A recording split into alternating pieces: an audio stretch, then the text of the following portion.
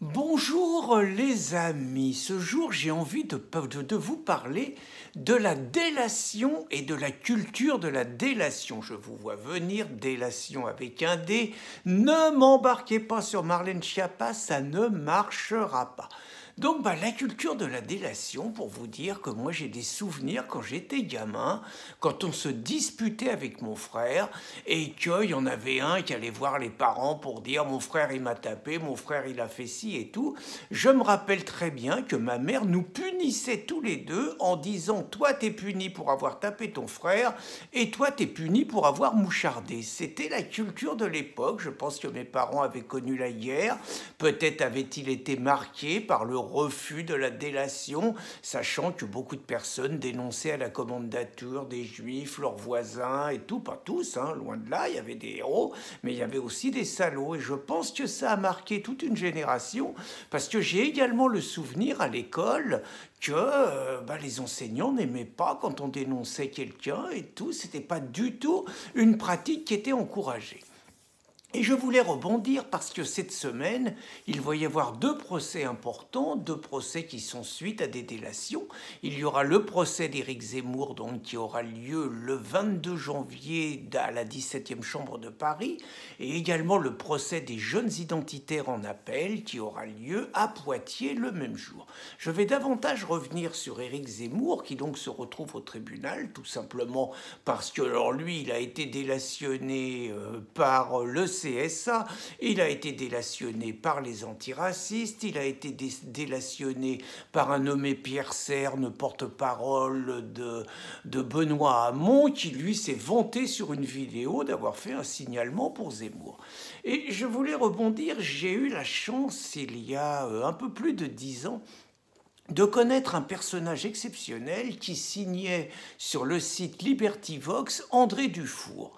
Alors André Dufour était un pseudo, son vrai nom était David Davidovitch et il avait subi la déportation comme beaucoup de ses co-religionnaires.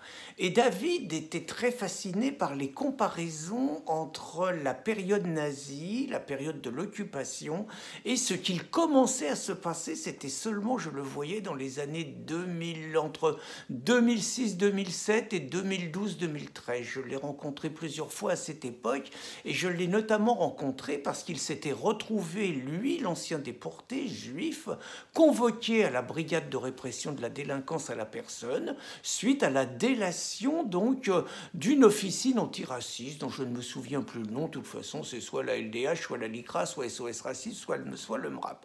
Et il en avait été très marqué et il avait fait un article qui, hélas, n'est plus disponible sur la toile, qu'il avait appelé les cafards de la toile.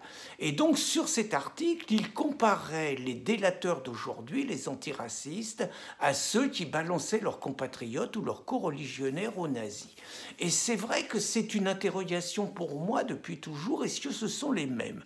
Nous sommes confrontés à un système extrêmement pervers quand même depuis la loi Pleven, où les antiracistes qui n'ont absolument aucun adhérent, qui n'ont personne, les 4 associations que je vous ai citées à eux tous, mais ça fait même pas 2000 militants dans toute la France, et encore parce qu'il y a des groupes politiques qui s'y mettent pour profiter un petit peu de la manne. Donc ces gens-là sont confrontés à un système pervers qui fait que plus ils déposent des plaintes, plus ils font des signalements, plus ils ont des subventions, et plus ils ont des subventions, plus ils font travailler et vivre des avocats qui par ailleurs ne sont pas forcément les meilleurs et ceux qui seraient capables de se vendre sur le marché comme d'autres avocats de talent. Donc tout ça, quelque part, alimente un autofinancement où il faut dire qu'il y a du racisme pour pouvoir continuer à vivre du combat antiraciste. Alors comme il y avait déjà ces 4 associations qui vivaient et n'arrêtaient pas de déposer des plaintes, il y a le CCIF qui s'est ajouté. Alors eux, c'est des musulmans, à la rigueur, eux, ils défendent leurs intérêts, ils savent très bien que si on commence à ouvrir les yeux aux Français, c'est pas très bon pour eux. À la rigueur, eux, j'aurais tendance à dire qu'ils sont dans leur rôle. Alors ils trouvaient que ça suffisait déjà pas, ils ont ajouté la DILCRA, ça c'est un exploit de Manuel Valls qui nous a collé la DILCRA. La DILCRA, ça sert à faire bosser des préfets qui n'ont pas d'affectation et dont on voit mal quelle utilité ils peuvent avoir pour le pays. On a eu Clavrolle d'abord, et maintenant on a un nommé Frédéric Potier. Donc, et puis, ça suffit pas. Maintenant, il y a les minorités, il y a les LGBT, il y a les trans, il y a les féministes. Tout ça, ça fait sur la toile un truc absolument monstrueux, c'est-à-dire que vous avez des centaines de délateurs qui sont payés par les fonds publics, par nos impôts. Les mecs, ils sont là pour être réactifs, pour choper des mecs qui mettent pas la virgule au bon endroit, pour dire allez, ceux-là, on va les faire cracher et tout. Et il faut faire des captures d'écran tout de suite. J'ai 3 témoignages à vous fournir là-dessus. On était un jour à un procès devant la 17e et il y avait un jeune militant du Bétard, une association classée, une association juive qui est classée à l'extrême droite, un peu l'ancêtre de la Ligue de la Ligue de défense juive. Le mec, suite à un attentat qui avait eu lieu en Israël, et là c'est quand même des attentats assez méchants, un Palestinien qui avait tué 4 Israéliens, donc le public était en colère et on scandait des slogans assez hostiles aux Palestiniens, pour ne dire que ça, en hébreu. Le mec avait mis ça sur la toile, paraît-il qu'il y avait des gens qui avaient fait la traduction, que c'était plutôt ambigu, et au bout de 6 heures, il avait retiré le tweet qui était sur la toile, estimant que c'était ambigu. C'est là que Clavrolle, qui était le premier cador de la LICRA, avait envoyé un tweet dans le genre « j'ai de la mémoire » et plaf, il avait collé ça. C'est quand même pas très sain. Alors une autre histoire, c'est Philoche. Philoche, un soir, il voit un tweet, il voit Macron, il voit Rothschild, il voit Attali, je sais plus qui, il voit d'autres, Drahi, et c'est un tweet qui avait, paraît-il, été fait par les mecs à Soral. Le Philoche fait suivre, il y a sa famille, ses potes qui l'appellent, qui disent « Gérard, t'as déconné, on va te traiter d'antisémite, faut que tu fasses gaffe et tout, retire ça vite ». Il retire au bout d'1 heure. Tout de suite, ça avait été capture d'écran et tout, envoyé aux associations juives, Philoche viré en 4 jours du Parti Socialiste, tribunal, tout ça. Et puis l'histoire du slip français, là, vous savez, c'est 3 salariés du slip français qui font une petite vidéo, soirée, thème Afrique, on a une qui se fait une blackface, ça s'appelle comme ça, l'autre qui est habillée en singe. Bon, c'est vrai qu'en Afrique, il y a des singes, il n'y a rien de bien méchant.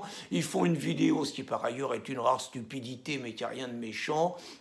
Allez hop, capture d'écran, le scandale, le slip français, tout ça. Pourquoi je vous fais ces parallèles? C'est vraiment que je m'interroge parce que ces gens-là sont persuadés qu'on est des gens haineux, que sans doute d'après eux, du moins c'est comme ça qu'ils se la racontent, on est des nostalgiques d'Adolf Hitler alors que juste on défend les juifs contre les islamistes et les homosexuels contre les mêmes islamistes, ce qui fait quand même de nous, c'est un peu bizarre qu'on soit considérés comme des gens d'extrême droite. On a un idéologue, paraît-il, Renaud Camus, qui est homosexuel. On a un autre idéologue, Éric Zemmour, qui est juif. Bref, c'est quand même un peu bizarre tout ça, ça soit l'extrême droite, sans parler de Zineb El Razoui, qui est né au Maroc. Donc, mais bon, ils sont convaincus de ça. Et la question que je me pose quand je vois ces gens-là, je vois la haine qu'ils ont, parce que nous, on les voit au tribunal. Ils prétendent lutter contre la haine, mais si vous voyez leurs avocats, comment ils nous regardent, comment ils nous parlent, mais je suis convaincu que si, je ne vais pas citer de nom, allez, Justin Tubiana, parce qu'il n'exerce plus. Je suis convaincu que ces mecs-là, s'ils ont vraiment la possibilité, ils nous mettent une balle dans la nuque, quoi. C'est clair que c'est ça. Et la question que je me pose, c'est est-ce qu'ils sont fiers de ce qu'ils font? J'avoue que j'en sais rien, quoi. Moi, je le dis très tranquillement. Moi, je me regarde dans une glace. Je suis vraiment très fier de ce que je fais. Je me fais un clin d'œil et tout parce que j'ai l'impression de participer à quelque chose d'utile. Mais eux, ce qu'ils font, excusez-moi, mais enfin, c'est pas un métier très glorieux, délateur professionnel, parce que c'est ça. C'est pas un métier très glorieux quand même. Enfin, il y a même de quoi avoir plutôt honte de ce qu'on fait. Moi, je sais pas si j'étais dans un régime où on m'incitait à dénoncer les gens qui pensent à gauche parce qu'on considère que la gauche est malsaine, mais jamais je ferais ça, jamais je dénoncerait des gens pour leurs idées. Alors je sais pas si André Dufour avait raison en disant que les délateurs d'aujourd'hui sont les mêmes que ceux qui dénonçaient les juifs hier. J'en sais rien, très franchement. J'ai pas un fond méchant, j'espère, la seule chose que je peux leur souhaiter, c'est qu'un jour ils se rendent compte de la bassesse de leurs œuvres et que peut-être ils demandent pardon. Et on dira que faute avouée est à moitié pardonnée, mais attention, seulement à moitié pardonnée. Bonne journée les amis.